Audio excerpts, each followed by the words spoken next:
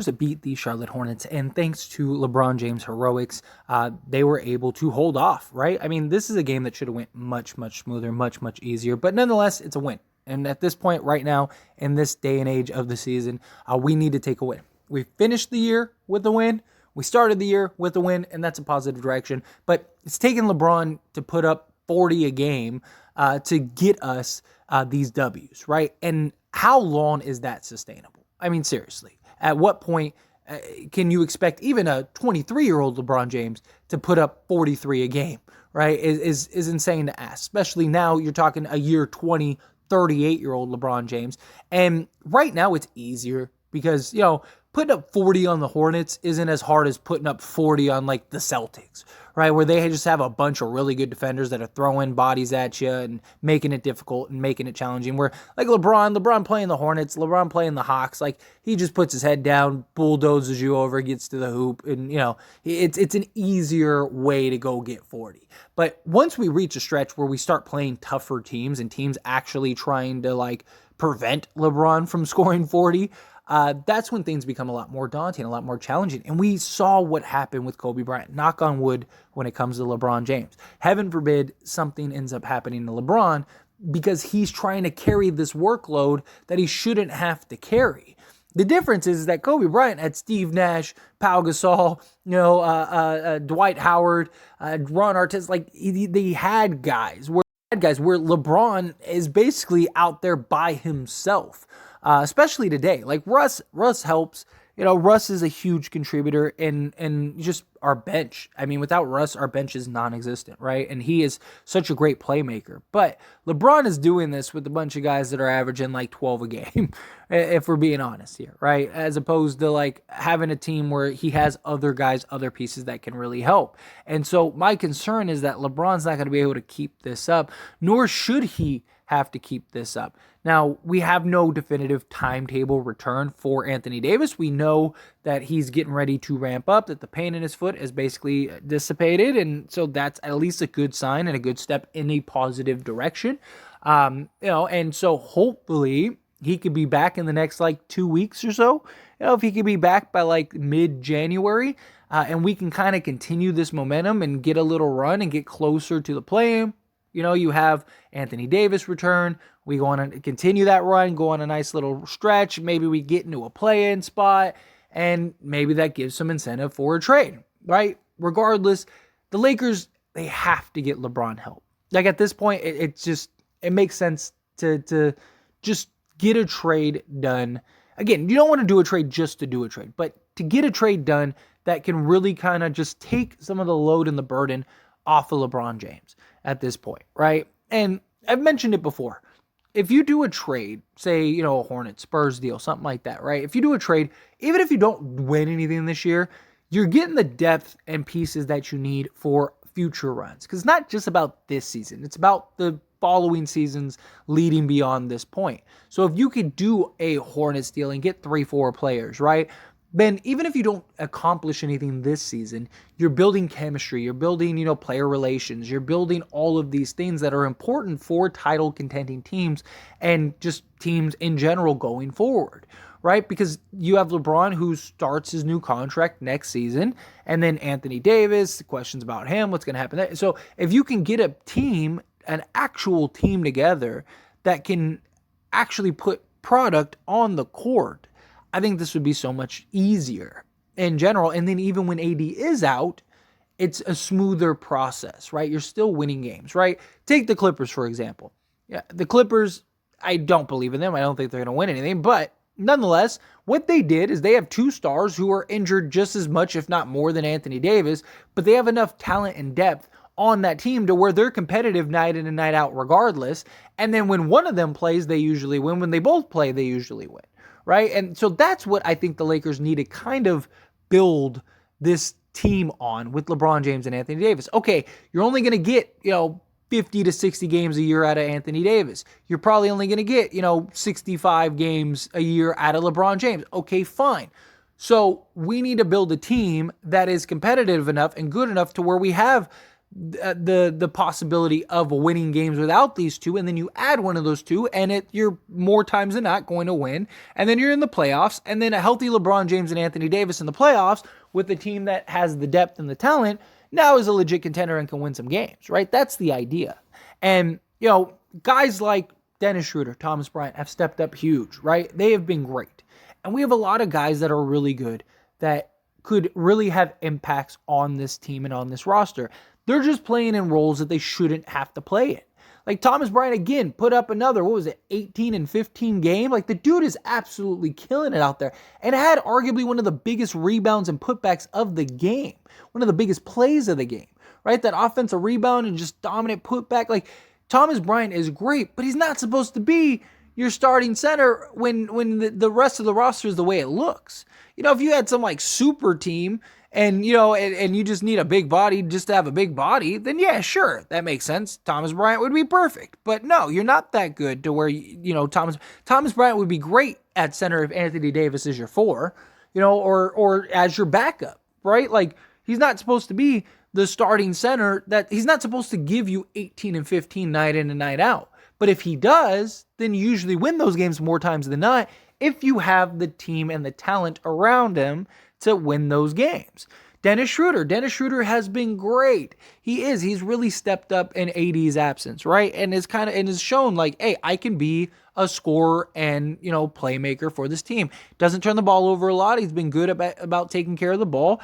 His defense hasn't been as great as it's been in the past, but still he's playing serviceable defense.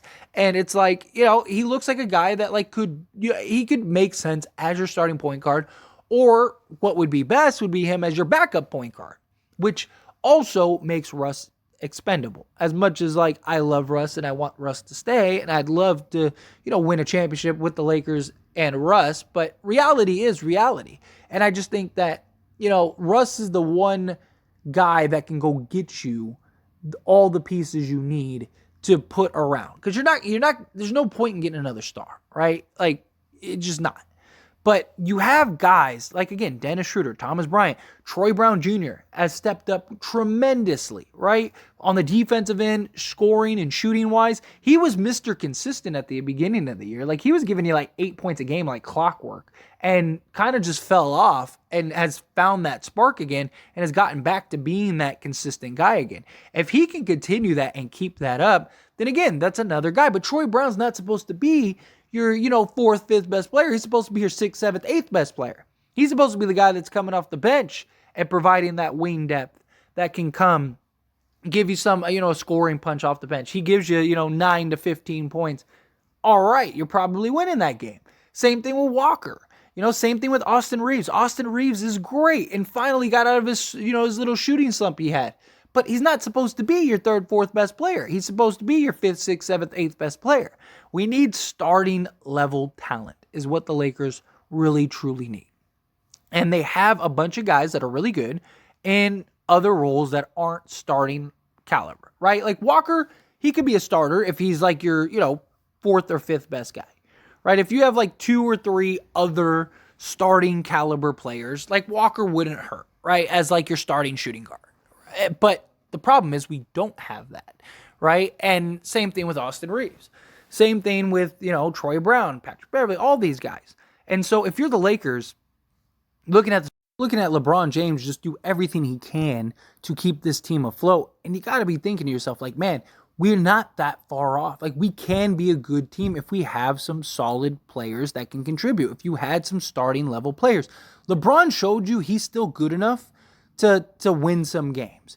Imagine what he'll look like in the playoffs if you get to the playoffs, right? Like you need that. And you need some type of trade, some type of deal.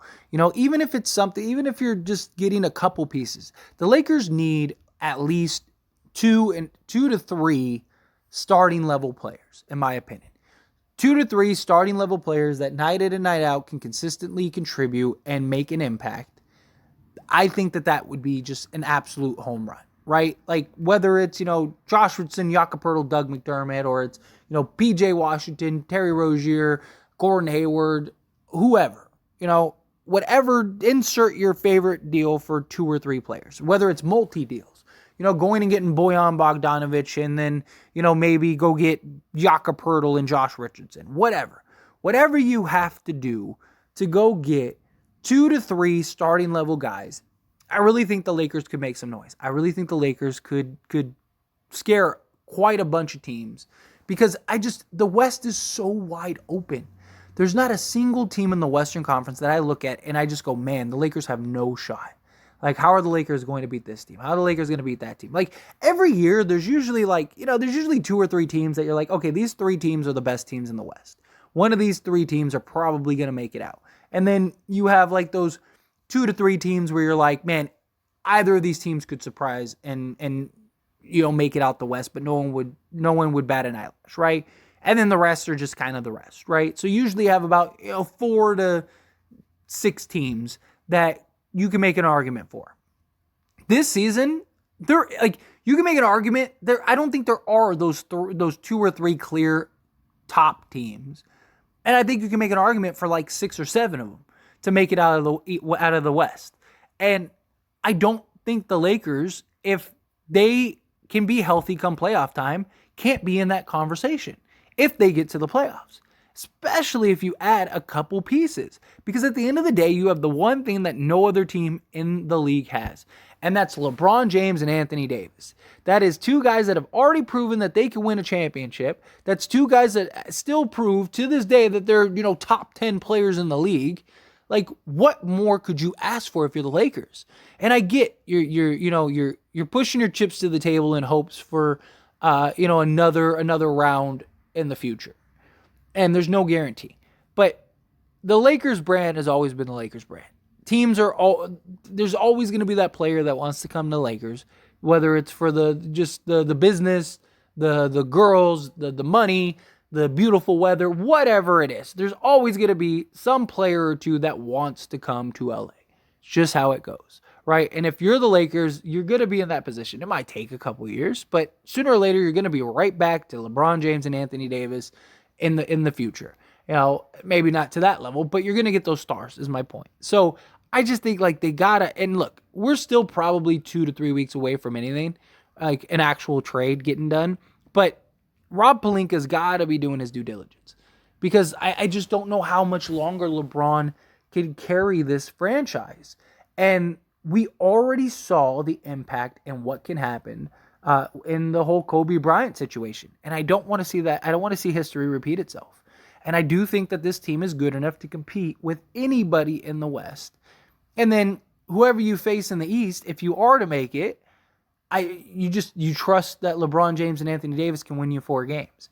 That's just kind of my thoughts on the whole thing. But I'm hoping Rob Pelinka is looking at LeBron James. And I do believe LeBron's doing this to an extent to show Pelinka, right? And just the Lakers organization. Because, LeBron says what he says in that press conference after he loses. And ever since then, he's been putting up 40 a game, right? Like, LeBron doesn't do anything unless it's deliberate. So, he knows what he's doing. He knows what he's saying. And I think that this is LeBron James's way of showing, like, I still got it. I'm still that dude. I'm 38. Yeah, I'm in season 20. Well, guess what? There's never been a LeBron James. And LeBron James in year 20 at age 38 is better than most people in, year 5, year 7, age 25. It's just what it is. And so I hope that Rob Pelinka and the Lakers are looking at this and going, yeah, we need to do something. We need to get something done. But anyway, as always, this is a discussion, so I pass the question on. You let me know your thoughts and opinions down in the comments section below. What do you think? Are you concerned about this whole, LeBron carrying the load? Are you not? Do you think it doesn't matter anyway? Whatever your thoughts are, however you feel, I'd love to hear them. Let me know down in the comment section below.